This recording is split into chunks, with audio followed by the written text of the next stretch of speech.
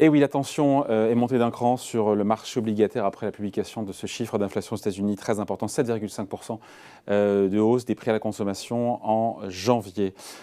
Bonjour John. Bonjour David. John Plassard pour la Banque Mirabeau. On est content de l'avoir en plateau. Et on le voit souvent en visio parce qu'il est en Suisse, mais là il est avec nous. Et pour ceux qui le suivent régulièrement, moi j'adore ce que vous faites chez nous, mais aussi en dehors, il y a cette vidéo.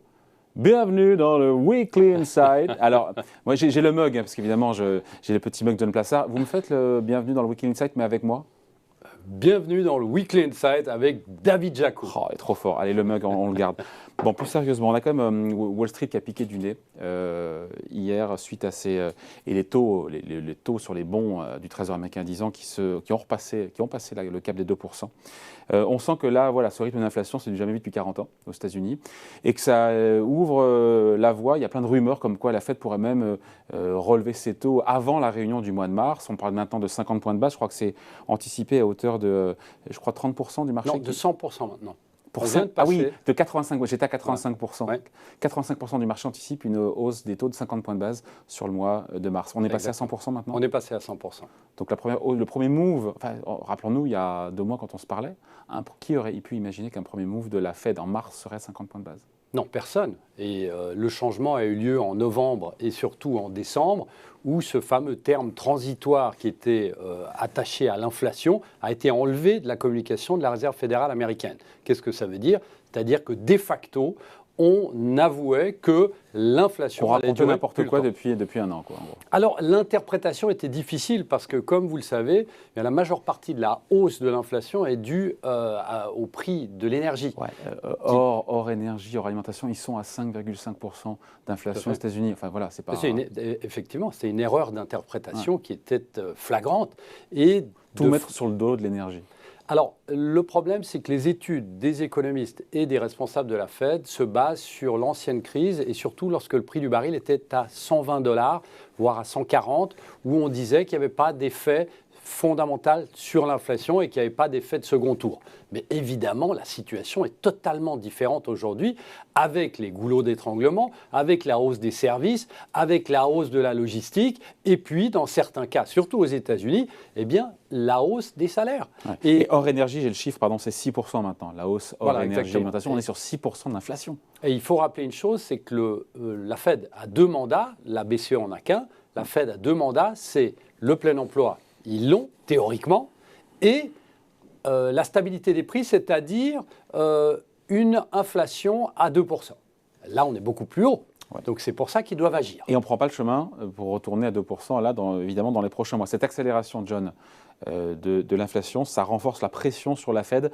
Ça y est, le marché a acté que 50 points de base, donc on l'a dit, c'était pour le mois de mars. Il y a même des rumeurs de marché là, qui circulent aujourd'hui, comme quoi elle pourrait intervenir avant la réunion du mois de mars. Exactement. Ça a été vu, mais très rarement dans l'histoire. Exactement. De sortir, à moins qu'on soit en situation de crise. On a vu ce qu'avait fait la Fed durant la problématique. Oui, mais c'était dans l'autre sens. Exactement, c'était de le baisser. Pour les baisser, hein. Et là, il y a des rumeurs de 30%, comme quoi la Fed pourrait agir aujourd'hui ou pourrait agir lundi. Donc on voit qu'il y a une espèce de panique qui est en train de on y croit, on n'y croit pas, scénario. Moi j'ai du mal à y croire. Alors ce serait un peu compliqué envoyé, parce que le signal envoyé serait très mauvais parce que ça voudrait dire vraiment qu'ils sont ce qu'on appelle en retard sur la cour. Mais il faut aussi rappeler une chose, c'est que la panique, elle n'est pas simplement au niveau monétaire, elle est aussi au niveau politique. Il faut rappeler hier que le président Biden a pris la parole pour dire, écoutez, l'inflation va baisser avant la fin de l'année. Alors, avant la fin de l'année, c'est dans 11 mois. Donc, allez dire ça aux Américains qui voient l'inflation, le prix de l'alimentaire, notamment le prix des voitures d'occasion, le prix des services monter, allez leur dire qu'il faudra attendre en tout cas 11 mois. Donc, c'est compliqué, mais on voit que... Et puis baisser dans quelle proportion? Si on passe de 6 à 5, c'est une baisse, mais ça reste à un niveau très, très élevé. Exactement. Et il y a juste une chose qu'il faut rappeler, parce qu'il y a justement cet effet de panique, mais si vous regardez, l'inflation est au plus haut depuis 1982. Oui. En 1982, le niveau du 10 ans américain, qui est aujourd'hui à 2, était de 14%. Et les taux d'intérêt... Ça fait peur, ça. Ça fait peur. Et les taux d'intérêt qui sont aujourd'hui à 0, entre 0 et 0,25, étaient à 15%. Donc on est dans une situation où c'est difficilement comparable, parce que tout le monde vous dit que c'était il y a 40 ans, mais si on regarde, l'histoire était complètement différente. Attends, les Fed Funds, redites-moi, il y a 40 ans, quand on avait autant d'inflation, il y a 40 ans. Tout à fait. On avait les mêmes 7% d'inflation. Voilà. Redites-moi ça qu'on comprenne bien. Alors, le rendement du 10 ans américain qui est à 2, qui vient de passer, était à 14, et les taux d'intérêt qui sont aujourd'hui à 0 étaient à 15. Mais alors, il faut faire attention parce qu'on ne peut pas comparer les deux situations. On n'ira pas à ce niveau-là parce qu'entre-temps, tout le monde sera mort. Enfin, je veux dire, exactement. Mais il faut rappeler que déjà, à l'époque, les salaires connaissaient aussi une inflation. De combien ? Ils ne connaissent plus tellement. Alors, c'est une très bonne question. Je n'ai pas la réponse. Bon, mais... je retire le mug. Le mug est à vendre sur le Bon Coin. Allez-y. Mais ce qu'il faut rappeler, c'est qu'à l'époque, on était dans une situation où, pour combattre une inflation qui était forte, le président de la Fed de l'époque, Paul Volcker, eh bien, qu'est-ce qu'il avait fait ? Il avait monté radicalement ses taux pour casser cette inflation. Ouais, et casser la croissance aussi. Et casser la croissance aussi, c'était dramatique, le taux de chômage était monté. Ouais. Et effectivement, il avait réussi à courber cette inflation. Et on avait vu qu'on était dans une décroissance de l'inflation, alors qu'aujourd'hui, on est dans une croissance de l'inflation aux États-Unis. Donc on est dans deux situations complètement différentes. Mais il faut rappeler ces chiffres qui aujourd'hui nous font peur parce qu'on passe les 2%. À l'époque, ce n'était pas du tout ça. Bon, et il se trouve que selon vous, les marchés pricent aujourd'hui une erreur de politique monétaire, c'est-à-dire ? Alors aujourd'hui, on commence déjà à pricer, on commence déjà à Goldman parier. Sachs dit 7 hausses de taux cette année. Waouh. Mais ce qu'il faut faire attention, c'est que lorsqu'on a eu les chiffres de l'inflation, 7,5% aux États-Unis hier, eh bien, vous avez des paris qui se mettent en place à hauteur de 1 à 2 ans pour dire que dans 1 à 2 ans, vous aurez la première baisse des taux.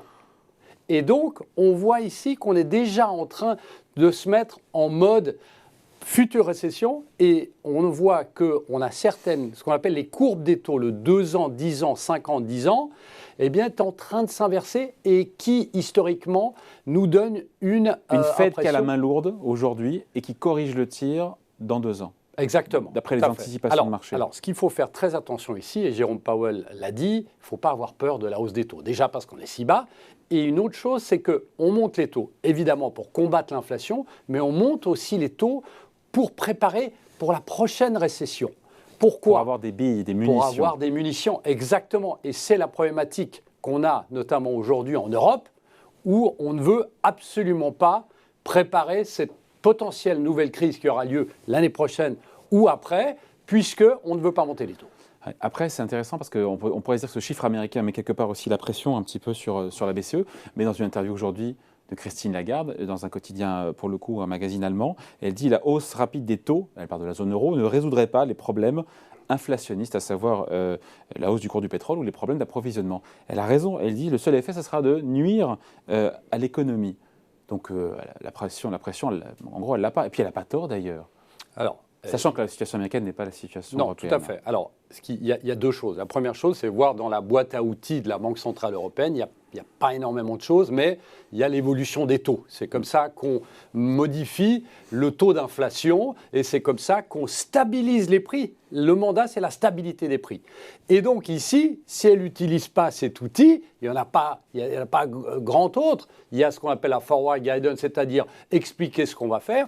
Mais il ne faut pas oublier une chose, David, c'est que la Banque centrale européenne regarde aussi le différentiel de taux qu'il y a avec les voisins, ceux qui sont outre-Atlantique, et donc aux États-Unis. Alors, ce n'est pas la même inflation, on sait que les salaires ne montent pas malheureusement en zone euro, mais on est quand même dans une situation où on est à 5,1% de croissance, on est au-dessus des 2% si vous enlevez les éléments volatiles, mais imaginons que la Fed monte de 100 points de base jusqu'en juillet. Alors, plusieurs grandes banques américaines pensent qu'on va monter de 4 fois ou 2 fois 50 jusqu'en juillet et que la Banque centrale européenne reste sur ses gardes en disant on ne montera pas parce qu'effectivement le chiffre de 2 juin, il faudra suivre le chiffre de 2 juin, David, qui sera la prochaine inflation en zone euro. Eh bien, imaginons qu'ils soient un peu plus bas, c'est assez volatile, et dire on ne va rien faire. Mais imaginez ce différentiel de taux qu'il y a aujourd'hui, qui est déjà grand, entre les États-Unis et l'Europe, et en juillet, alors qu'on pourrait avoir monté les taux 4 fois, c'est-à-dire de 2 fois 50 par exemple, ce qui est attendu par une certaine partie, si la zone euro ne fait rien. Il y a un impact sur les rendements, il y a un impact sur l'euro, il y a des impacts fondamentaux. Et il ne faut surtout pas oublier une chose, c'est que comme je disais avant, si vous ne préparez pas, eh bien, vous ne vous préparez pas pour la prochaine crise. Ici, il y a une fenêtre qui est ouverte. Si vous ne préparez pas pour la prochaine crise, imaginons que on n'en aura pas, et imaginons que les taux en Europe, ce qu'on espère, l'inflation en Europe rebaisse en fin d'année. Si on n'a pas essayé de monter les taux, qu'est-ce qui va se passer si en 2023 ou en 2024, on rentre en récession? On n'aura plus de munitions et les taux d'intérêt seront mis encore plus en zone négative. Et ça, comme vous le savez, il y a plusieurs pays, notamment l'Allemagne, qui ne veut absolument pas que ce soit le cas. Vous y croyez pas, vous, à cette possible hausse des taux américains, là, en dehors de la réunion classique? Moi, j'ai du mal à y croire. Hein. Alors, c'est difficile d'y croire. Un message, un signal d'une grande panique. Hein. Voilà, ce serait une grande panique. Et ce serait surtout dire au marché qu'on est en retard sur les anticipations d'inflation et qu'on a fait cette fameuse erreur de politique monétaire et qu'on aurait dû monter les taux avant, quitte à les monter lors de la dernière réunion de la Banque centrale américaine. J'espère pas qu'ils vont le faire parce que là, on aura vraiment des marchés qui vont effectivement beaucoup plus bouger qu'ils l'ont fait depuis le début de l'année. Bon, merci de passer nous voir. Revenez plus souvent à Paris en studio. On y gagne un mug estampillé Morning Coffee avec John Plassard et puis le t-shirt la prochaine fois carrément. Bien sûr, bien sûr. Merci John, salut. Merci David.